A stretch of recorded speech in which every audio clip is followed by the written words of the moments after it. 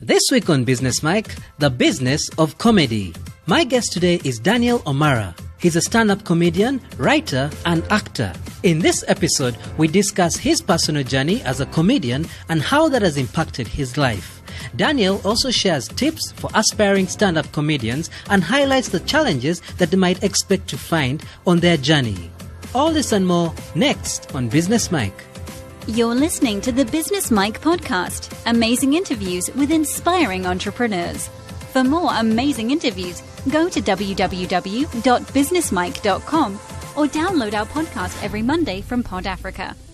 Welcome to another episode of Business Mike. My name is Daudi. Joining me today is Daniel Omara. Daniel, how are you? I'm great, man. This drink is doing me good. I must mention we're at a restaurant/bar and Daniel is having one of his favorite drinks. Which one is this? Don't mention them. They're not sponsoring. Right. They don't deserve the mention. They haven't paid for it. Please carry on. Right. Let's move on. Right.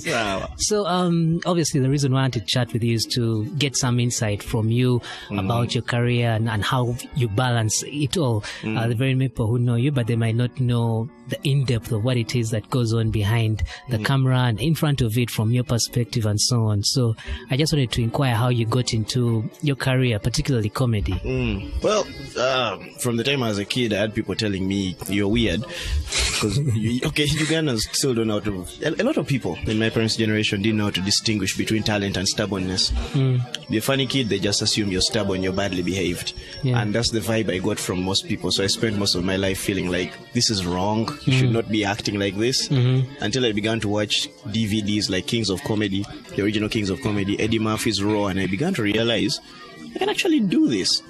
So when Stand Up Uganda came along, my friends pushed me into the competition, and I found myself getting on stage in front of judges to do stand-up. Never looked back from then. But stand-up it's one thing. As someone who's older now, who does public speaking here and there, stand-up is a very, very scary thing to do. True. Because unlike public speaking, where you're judged after you've done your speech, with stand-up it's immediate feedback. Right there and then you know whether you're doing well or not. Yes. So, bouncing back from a bad gig or something like that must be particularly hard in the beginning. How do you cope with that? It was painful. First time I had a bad show on stage, I didn't even want to walk into the bar. And yet the bar was full of people who didn't even watch the show. But it's something you learn with time. Because the learning process is about failing and getting back up. I know that sounds like a fortune cookie, but generally the point I'm trying to make is if you're not brave enough to stay in it, don't get into it at all. And it's the same thing I always tell guys who are joining stand-up. Know your reason, know who you are, know what you want from it before you walk in, because there's no room for confusion. There's enough confusion on stage already. You need to have a sane life and a direction. Otherwise, you're just going to end up twirling in circles and dropping out of it. And with regards to pursuing it for as a way of earning an income. For someone who's just started, they might see people like yourself or Ann Kansim and say, hey, there's money in this stuff. Let me just, jump in. But I believe it's quite a steep learning curve. Before you get to that level, there are so many hurdles you should jump, which perhaps are not seen in the media generally. Oh, yeah. I can give you one of those hurdles. Feedback, criticism. Yeah. Most people don't make it past that point. Yeah, true. Guys, lucky for me, my career started with praise and all that because I was, not to say the first of my kind, but I got on stage and I did social criticism. Jokes about society, school and all that. I wasn't talking about alcohol, drinking, women. I was talking about society and everybody could relate.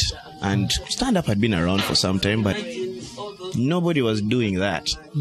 Breakdown is basic situation that everybody went through and just make it look like, oh my goodness, I remember this. Like the time I talked about caning in school. Yeah, I remember that. That was, in my opinion, I think that's my best set yet. And that was 8 years ago. Oh my God, I haven't grown.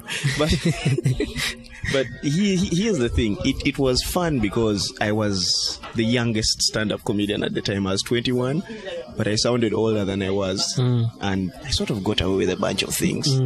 But at the end of the day, it's not an industry. Like I said, you don't walk into stand-up comedy by accident. you have to know what you have to know what you're doing there, just like everything else in life. You don't go in with a perspective of, okay, if it fails, I'll do something else. No. Your plan B is your plan A. Yeah. And that's what I've been rolling with since. Yeah.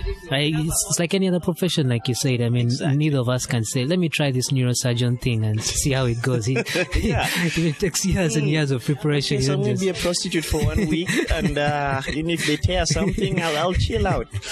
No. Yeah. So I'm going in. Okay, I'm letting them in.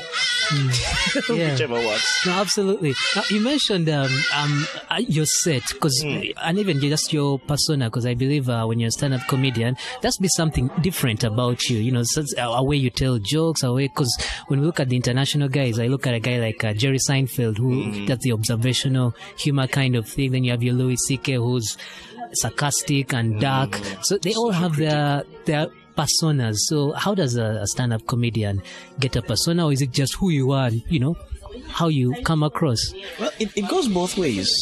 Let me say it this way. Knowing who you want to be is more important than knowing who you are, because your brand changes. I am not the same guy I was when I started out 8 years ago. 8 years ago, I never cared how people felt about what I said. It's their problem if they don't accept it. So if I get on stage and tell the gay community, you know what? Not everybody's going to like you. I'm a comedian. I bring happiness to people, but people still find hating me. So deal with it. You understand? Nowadays, I'm probably still going to say the same thing, but I'll be a little more gentle. Like, I'm not going to just drop it on people like that. So there's a process of evolution. I have added a little more energy to my presentation. I have changed a few things. Before, I was strictly addressing social issues. Now I'm trying to be a little more entertaining. If I didn't know what my weaknesses were in the art form, I would never have known where to improve. So just like someone walking into stand-up right now, I'll tell them I'd prefer, instead of teaching them how to tell jokes, help them discover themselves. This is who you are. When you grow up, who do you want to become? And when you do become that person, are you going to switch into that guy? So you have to consider all things as you walk in. I'm this guy, I want to be this guy. You have to know when to rebrand and all that. Now, I know for a fact in the beginning, if you're someone that's funny, the jokes just come out at the top of your head. You know, you just keep saying funny stuff. But when you get into stand-up, because you have sets, you have certain jokes you have to tell all the time. Now comes the element of writing. You can't just say it. It has to have structure. It has to be funny. So for people that do not appreciate this, can you just explain what it takes to actually get something on paper and recite it over and over again while keeping it fresh and funny? Okay, let me start from the beginning. I wake up every morning at 4:30 or 5 a.m. to write jokes. I pick up my phone, I go online, I check out the news stories. I literally copy and paste the news story onto my laptop, and I start editing the parts of the story that I find funny and adding my own opinion, so that as I deliver the set, people get to know both the news story and my opinion about it. So the writing process is the most important, because that's the time when you decide, what do I want people to think or feel? My focus primarily is on emotions. I want to trigger people. I want someone to get angry, and then I explain to them why they shouldn't be angry. So there's a whole process. You have to know your audience, you have to know your material, and you have to embrace your material. This is where most comedians fail. They write a joke and they're unsure of it. You're not going to deliver it with confidence.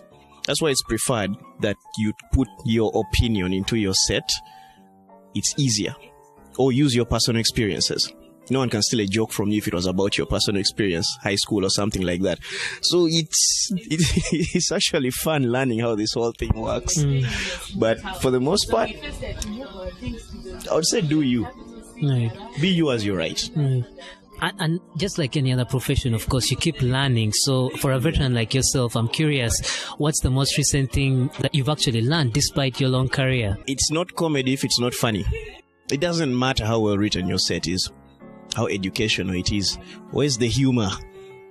Where is the joke? Because sometimes I get so carried away by trying to prove a point. I'm a teacher professionally, literature and English. And sometimes I get so carried away about educating people, I forget the humor. I want them to understand the point. And it took me a while to figure out that you actually scare people away sometimes. Yes, they have learned, but have they laughed? And that's very important. Remember where the joke is. You're going to talk through a whole set about how the education system is failing. Fine. There are people who agree with you. But why are you standing on a stand-up comedy stage if you're not funny? You're delivering a speech. You're a public speaker. You're not a comedian anymore. So you have to stay in line with your purpose. The funny has to be there. And the most important thing about the funny is you have to be having fun with your career. Enjoy what you do. Because if it's not fun, then it can't be funny. If it's not funny, it's not comedy. Yeah. No, I agree with that. And one of the comedians that stands out that does that very well, he passed away, is George Carlin. I don't know. I love George Carlin. Yeah. So he was Crazy very good man. at exactly what you've said, putting his point across, but making you laugh about it. Exactly. Yeah. Irony, satire, all those techniques. You have to find a way of incorporating them into your set. Are there any comedians out there living or perhaps that have passed away that you learn from techniques you look at and say, I wonder how this person does that? What's the one thing you've seen someone do and you're like, that I need to try that, or that's rather interesting to me? Chris Rock, Dave Chappelle. I'll be honest with you. Dave Chappelle's train of thought is just twisted. I don't know what railway it's on, but the thing is just... What really impresses a comedian is when you see someone do something and you're like, I could never have thought of that. And Dave Chappelle just has this mind. From the time he starts talking, you have no idea where he's going. And when I watch Chris Rock, I'm ready to get schooled. It's like, I know there's something I'm going to learn from this. And the one thing I learned from both of them is never let your audience walk away as ignorant as they were when they came in. Okay, that sounds extreme. Don't let them leave without new knowledge. Let them learn something from you. Because they're going to laugh, yes. But no one ever forgets what they laughed at, and it's the best teaching tool. So I adapted the method and incorporated it with my knowledge of teaching and all that. And I've just been using that to put points across.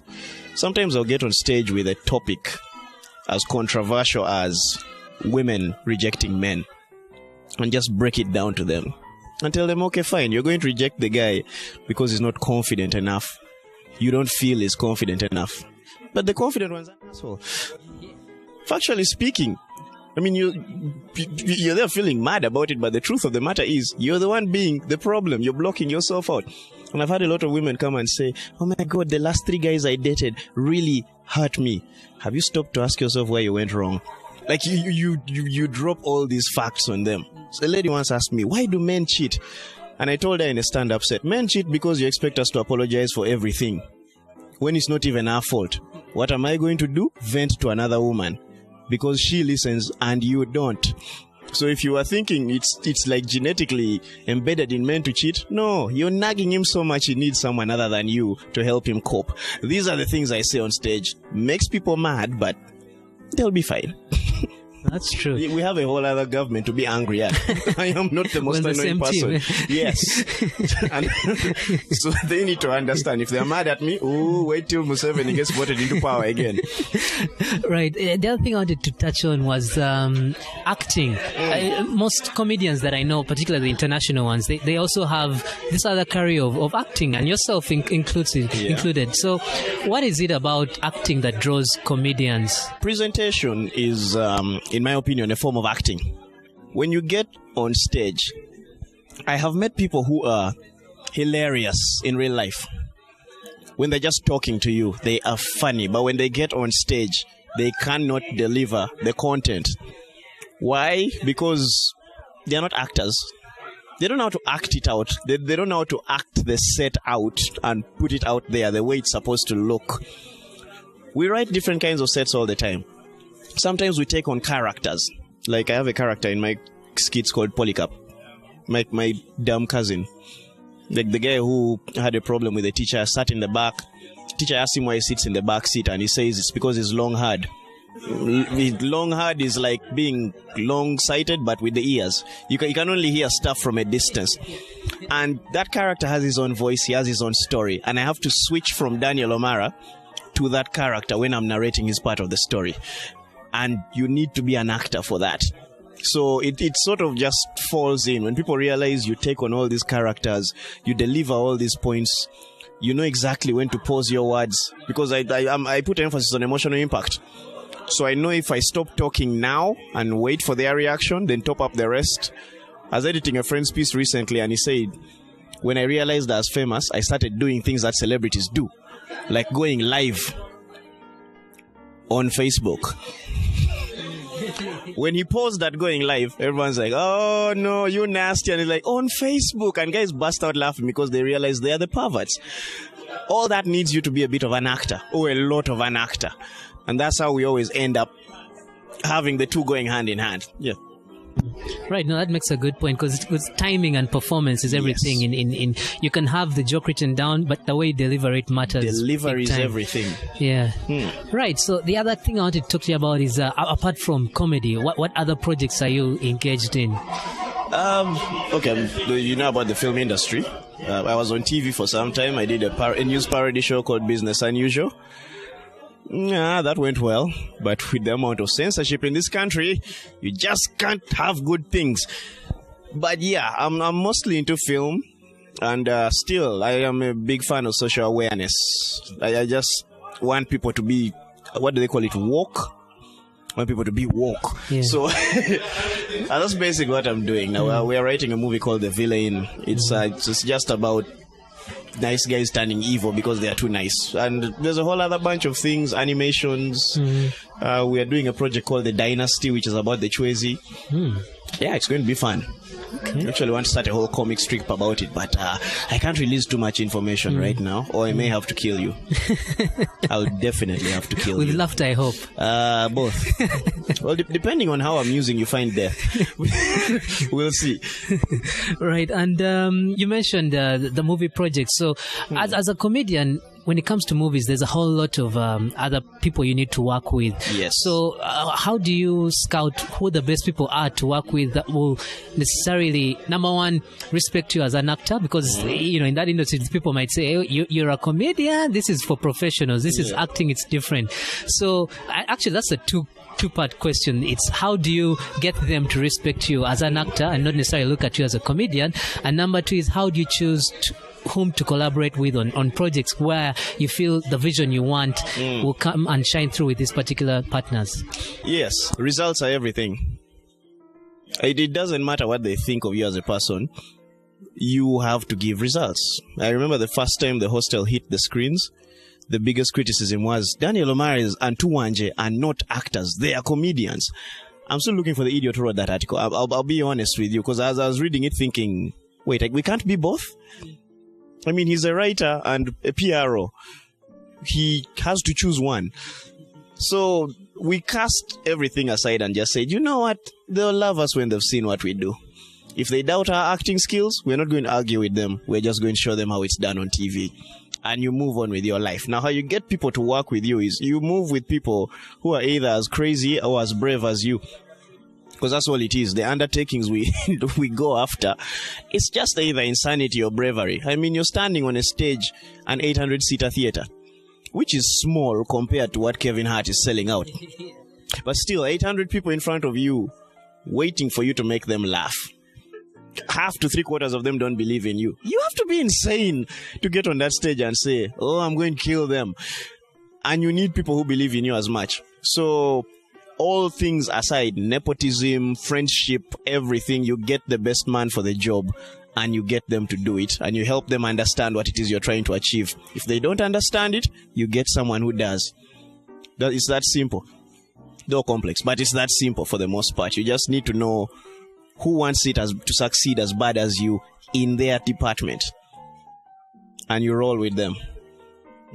And the same applies, I believe, to finding a team to collaborate with on projects. Yes, in every regard, everything. Yeah. Sometimes even friends. Yeah, that's true. Yeah, it's very tricky to keep around people who are hating on you all the time, yet they want free tickets. Last time I didn't laugh. Give me a ticket. This time I'll try. Like, you arrogant. Go home. Not your friend anymore.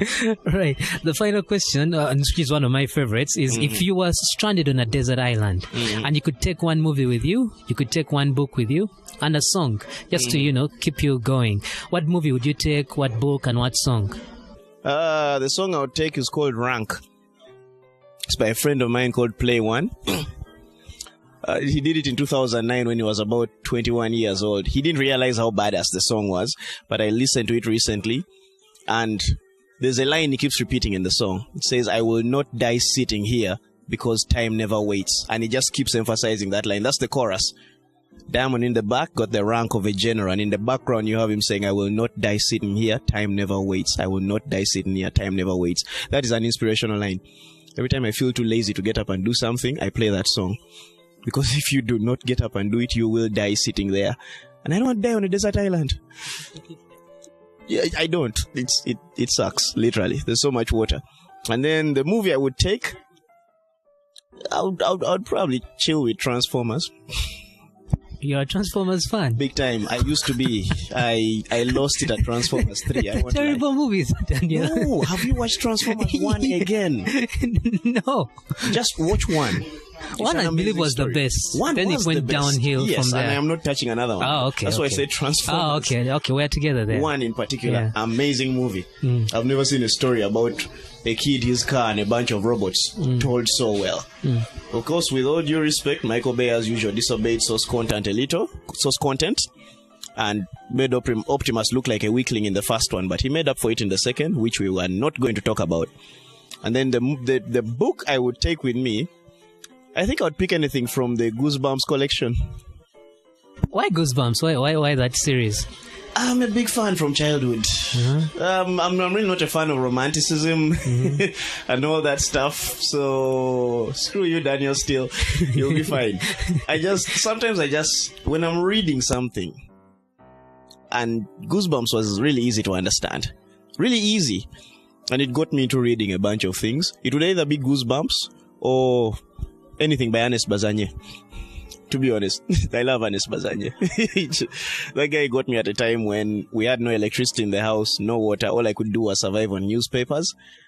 And I found Bad Idea. And that was my favorite article. Every Sunday I used to run to it. So Ernest Bazanye, if he ever wrote a book, I'm taking it with me to a desert island.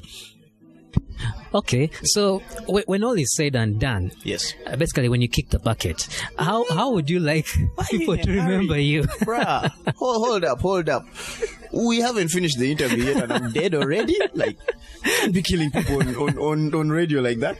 I'm just trying to, in an indirect way, dig out what it is that drives you and what kind of legacy you're trying to leave behind. I want to leave a fatherly legacy. I want to be remembered as a guy who tried to save society. Whether it's possible or not, I mean, it's not beyond me to try. I at least owe that much to the next generation. I love kids, and much as I may not have any yet, my nieces and nephews are practically my world. They're my babies for now. And every time I'm about to do or say something stupid on stage, I remember that one day they're going to grow up and watch this set. And that's not the image I want to leave behind. I want them to be inspired to do better, to be themselves, but also a good version, a better version of themselves. And every day I have to keep reminding myself about that. I want to leave a legacy of a proud family, happy people, and a respectable guy. But also a legend. Yeah. No, that's fair enough. And how can people connect with you, learn more about you, especially those who are outside Uganda? Where can they find you online, that kind of thing? Oh, my Facebook, what was it, handle? I hate social media, by the way. Let me just put that out. I do not like social media, but I have to be on it as an entertainer and stuff. So on Facebook, my name is Omara Daniel Pikwiyuli. Don't mind the third name. It's my dad's, not mine. He invented it, and I am not going to take it from him. I'm staying with Omara. On Twitter, I call myself the LOL model, the LOL model. So, like I said, I try to be a good role model, but with laughter. Same thing on Instagram. I mean, I'm actually just opening up my YouTube channel. Yeah, I've actually not been bothered about the fame at all. That's something I'm having trouble explaining to myself right now. 8 years into the industry, I've never had a YouTube channel. I've never had a Facebook fan page. I've just been living my life slowly in the background, and things have been working out. Because it really wasn't what I wanted, not the fame. I just wanted to see change. And when I had achieved that, I fell back into the background. Now I'm coming back because I feel the need to exert more change. The industry has stagnated. It needs to evolve. Well, Daniel, it's been a pleasure chatting with you, and I'm very inspired by your story. Thank you. Keep on changing the world, one joke at a time. Thank you. Right. Oh, it won't be a joke. People are going to die. I'm kidding. I just want to sound dramatic. Thank you. All right. Thanks for listening to the Business Mike podcast. I hope you enjoyed the show. If you'd like to listen to more episodes just like this one, simply go to businessmike.com. If you've got any questions or feedback, you can reach me on Twitter at Daudi Mugabi, on Facebook at Business Mike, or email, that's daudi@businessmike.com. Look out for a brand new episode every Monday, and until then, take care.